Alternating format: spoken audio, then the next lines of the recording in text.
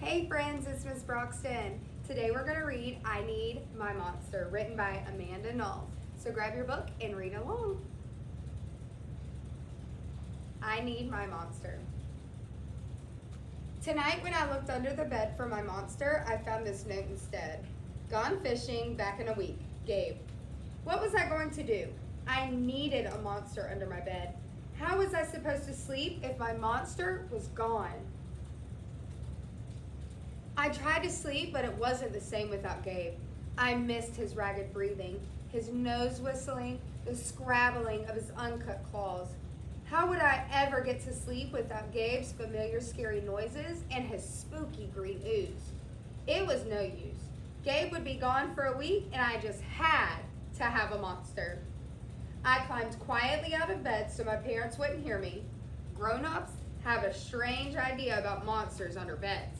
I knocked on the floorboards, then scrambled back under my covers. I waited nervously. Would a new monster appear? What would he be like? Would his snorting be as cheerful as Gabe's? Make a prediction, friends. What do you think? You think he's gonna find a monster that he likes?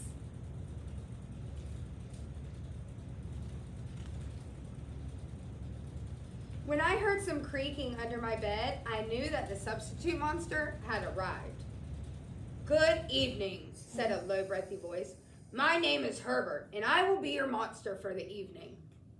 Herbert? What kind of name is that for a monster? You don't sound scary at all. Have you ever scared a kid before? Well, no, but I have read all the best books on the topic. Do you have long teeth and scratchy claws? I asked. No.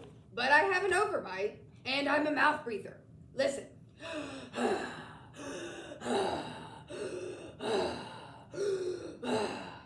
Herbert's panting was kind of scary, but it wasn't enough for me.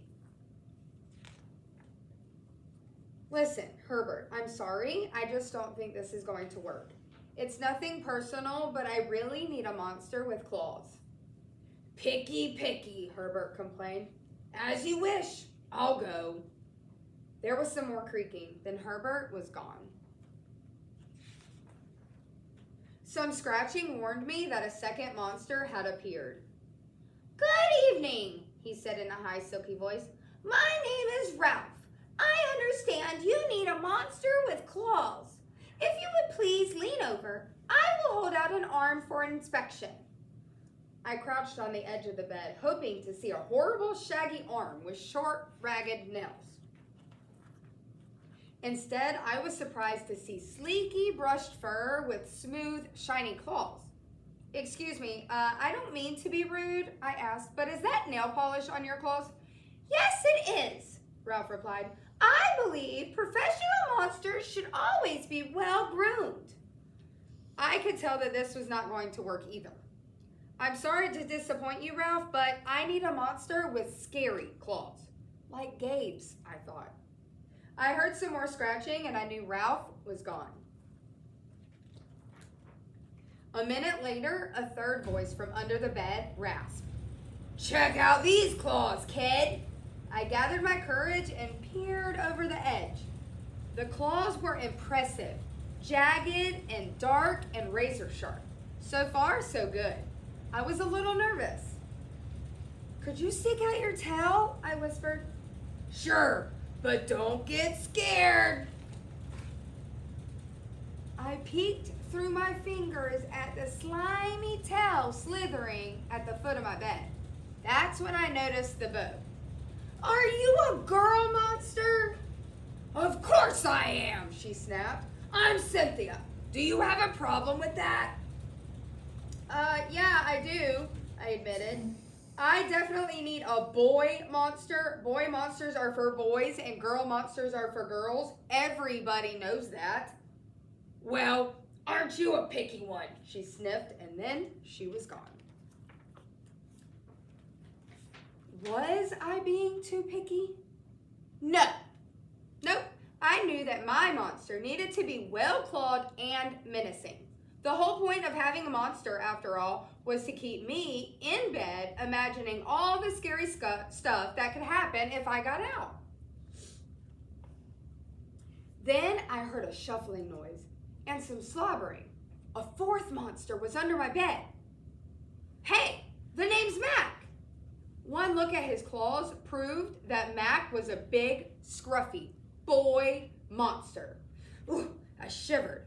Maybe this one would work out. Those are excellent claws, but do you have a long tail? I leaned over to see. No, my tail is stumpy, Mac slurped, but I do have an unusually long tongue. Why would I be afraid of a long tongue? I asked. Oh, I don't know, he said, trying to sound terrifying. You never know when I might lick you. I fell back on the bed laughing. Well, if you're not even going to try to work with me, Mac whined. I held in my giggles. I really don't think you should send me away, he warned. Kids who reject 5 monsters in one night.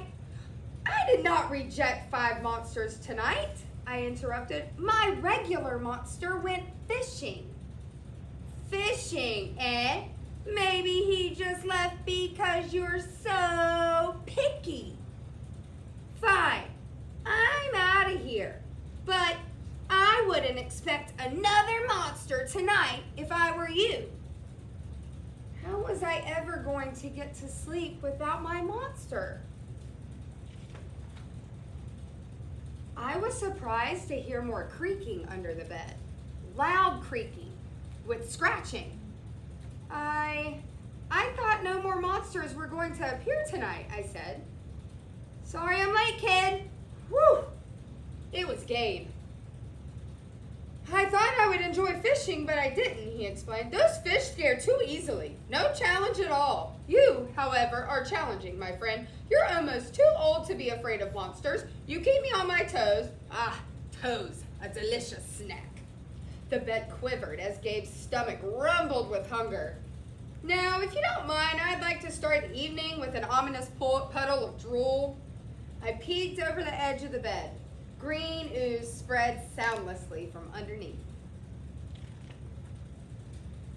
Then the bed trembled as Gabe unfurled his spiked tail. He was daring me to guess where he might pop up. I shivered.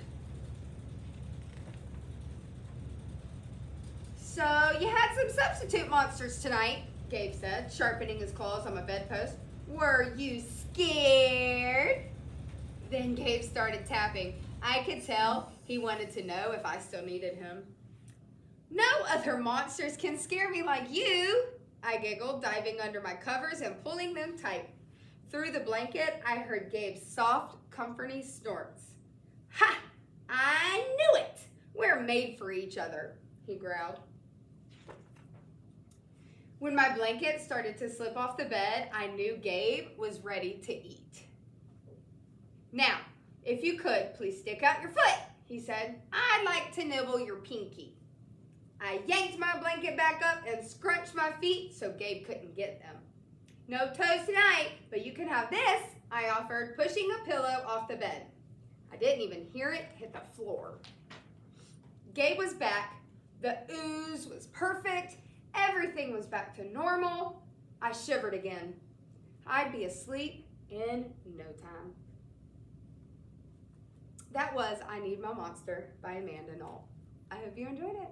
Bye, friends.